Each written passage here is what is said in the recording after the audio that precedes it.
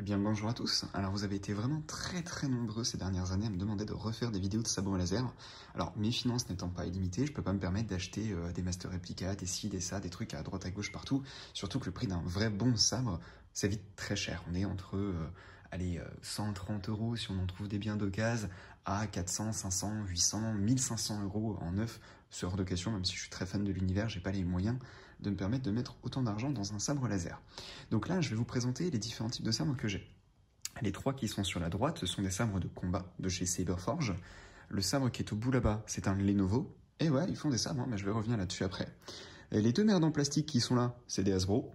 Et le sabre qui est ici, c'est celui que j'ai présenté longuement en vidéo très récemment. C'est le Graflex 2.0, 2.5, 3.0, je sais pas quoi, de chez Corvant. Alors, il y a d'autres vendeurs qui le font, mais en tout cas, moi, je l'avais acheté chez Corvant. Alors, quelles sont les différences entre ces sabres, me direz-vous?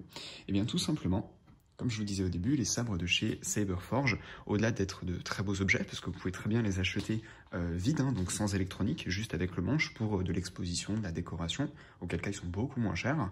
Ce sont des sabres qui sont en acier ou métal. Enfin, je vais pas vous dire de conneries, je ne sais pas en quel matériau ils sont faits, mais ils sont extrêmement solides. L'électronique est très simple. Vous avez des tiers, je crois qu'il y a de mémoire 4 tiers différents qui existent. Celui-ci, c'est le tiers standard. C'est-à-dire, c'est pas le 0 où c'est juste un manche vide sans électronique. J'ai une LED et une batterie. Donc celui-ci, j'ai mis une LED bleue.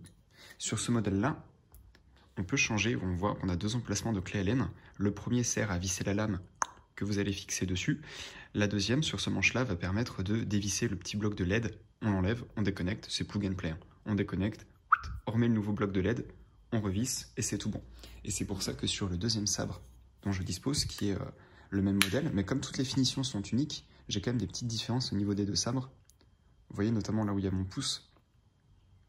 Du coup, c'est sympa. Vous pouvez en acheter plusieurs simultanément, puis avoir des modèles différents. Et sur celui-là, du coup, j'ai mis une couleur ambrée.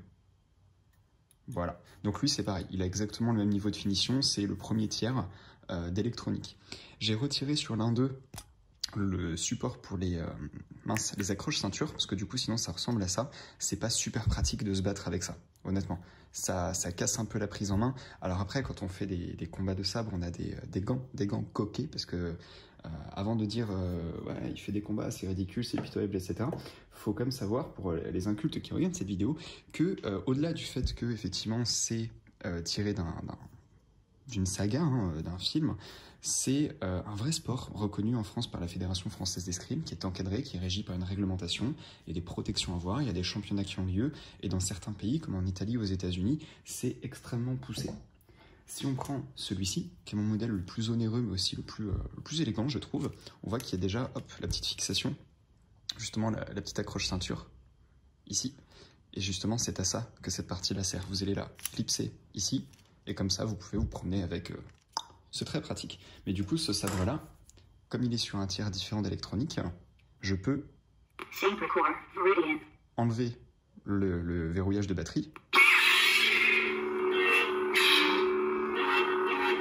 Voilà. Je vais l'éteindre. Voilà. Donc, ce niveau-là de finition est très intéressant. Pourquoi? Parce qu'il vous rajoute les gyroscopes, il vous rajoute une carte son, etc. Par contre, c'est beaucoup plus cher. Mais ça donne un petit charme.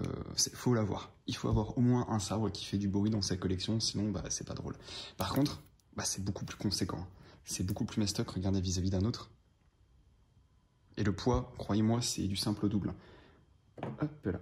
Après, je vous alerte quand même. Moi, ce modèle-là, c'est le deuxième que j'ai eu. Le premier que j'ai eu, je l'ai tenu pendant 1 an et il a complètement explosé ici. Alors, soi-disant, c'est censé être renforcé, c'est protégé, etc. N'empêche qu'il a complètement explosé durant un combat dans l'académie où j'étais. Petit bisou à l'académie de la Roche-sur-Yon au passage. Mais du coup, ouais, un peu dégoûté. J'ai un peu gueulé, ils m'ont pris sous garantie. Et quelques temps après, j'en avais racheté un autre. Donc pareil, au niveau de chez Saberforge, vous avez deux niveaux de finition. Il y a celle-ci, qui a la version un peu reliquée. Sinon, c'est des versions plus traditionnelles, qui sont des versions chromées, etc. Mais je n'en ai aucun. Je trouve que c'est justement un peu trop traditionnel. Et moi, je voulais des sabres mais qui aient de la gueule, quoi. Et je trouve qu'ils sont carrément plus classe. Du coup, moi, sur celui-ci, c'est une batterie qui est intégrée dedans. Je peux pas l'enlever. Il faut que je déconnecte ça et que je branche l'alimentation secteur directement. Alors que sur les autres, je dévisse Ici, je retire et c'est un genre de batterie, une grosse pile en fait que je mets comme ça dans un support et puis ça charge quoi. C'est plus rudimentaire. Après, j'ai ces deux-là. Ça, c'est clairement, c'est de la merde. C'est des sabres que j'avais achetés, je crois, sur Amazon, genre une vingtaine de balles. Ça devait être des Hasbro, je sais pas, c'est écrit quoi en dessous? Même pas, ouais. Pourtant, c'est Lucasfilm, c'est les trucs en licence officielle. Tac. Mais c'était clairement de la merde. Hein. C'était vraiment à l'époque pour avoir un truc en décoration chez moi, quoi, dans la vitrine. Bon, avec c'est joli, ça fait du bruit. Voilà, il y a de la lumière. L'autre, je sais plus comment il marche, mais il est censé... Voilà, c'était vraiment quelque chose d'extrêmement basique. Pour des enfants, c'est très largement suffisant. Par contre, ils ont quand même un énorme avantage, c'est que ces merdes en plastique invariables, elles font certes de la lumière, mais elles ont au moins une carte son où il y a l'alimentation, et ce qui fait que quand vous l'allumez et que vous l'éteignez, vous avez le bruit d'allumage et le bruit d'extinction. Chose que vous n'avez pas sur des sabres comme ça, ce que je trouve extrêmement dommage. Parce que c'est le petit plaisir, au moins, même si vous n'avez pas le gyroscope, les mouvements et tout, au moins avoir le petit son comme j'ai là sur un sabre à 20 balles, c'est quand même pas mal. Ensuite, on va passer au sabre de Lenovo. Alors, c'est pas vraiment un sabre laser à proprement parler. C'est Lenovo qui avait sorti un casque de réalité augmentée dans lequel vous insérez votre smartphone, sur lequel vous avez installé une application Star Wars Lenovo.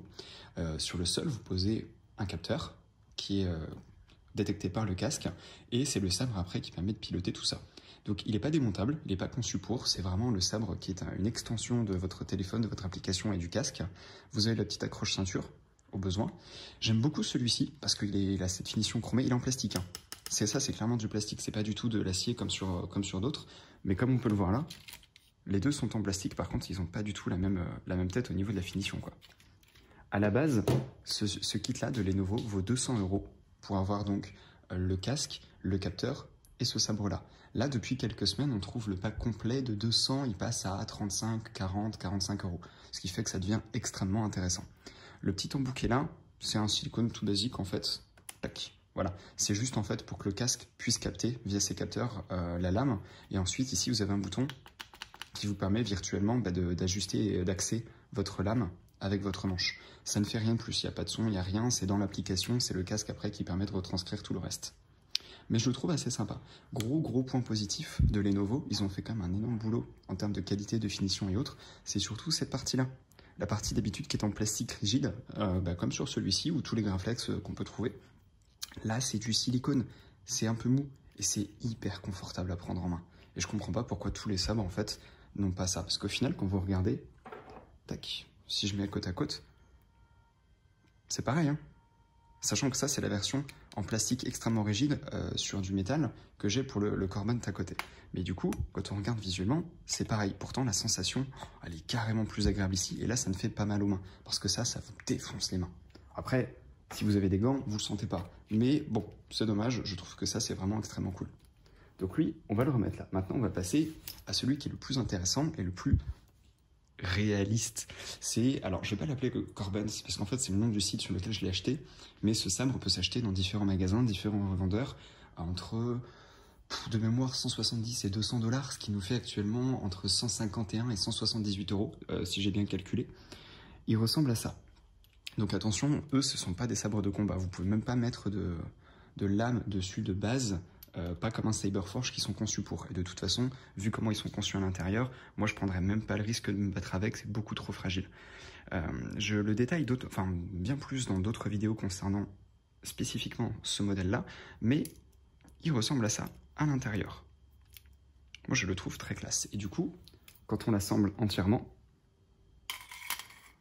tac, voilà, quelque chose comme ça, qu'on met ensuite les petites parties métalliques là, hop, dans l'autre sens, et ici, ça nous donne ça. Et je le trouve vraiment super classe. À acheter avec un petit support des familles en silicone ou en plexiglas pour le supporter dans une vitrine, et ça sera absolument magnifique. Donc on peut techniquement mettre, attendez, je vais enlever tout ça, parce que comme c'est aimanté, ça ne tient absolument pas quand on le tient en main. C'est un peu son inconvénient. On peut mettre juste ici un sabre, du moins un sabre laser, excusez-moi, on peut mettre une lame. J'ai essayé parce que c'est plus ou moins universel, le diamètre des lames. C'est-à-dire que les lames de Cyberforge, je peux les mettre là. en fait, j'appuie, donc je dévisse avec une clé Allen cette vis-là, qui est extrêmement longue, hein, elle fait genre ça de longueur. J'appuie ici sur les deux ailettes, qui permet d'étirer ça, et je peux mettre une lame.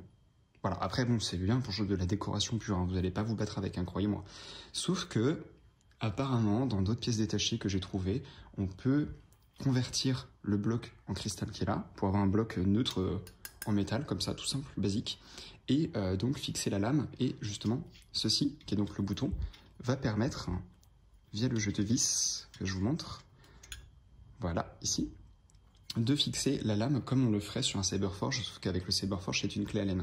Alors je trouve ça vraiment pas mal.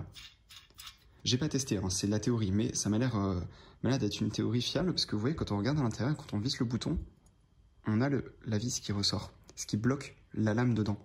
Donc après, si vous êtes un petit peu bricoleur, comme le kit que moi j'ai vu à côté, c'est vide, c'est des tubes en métaux comme ça, tout vide, bah, vous pouvez bricoler votre propre carte son, votre propre source d'alimentation, et du coup le transformer en un équivalent de ça, quoi, par exemple.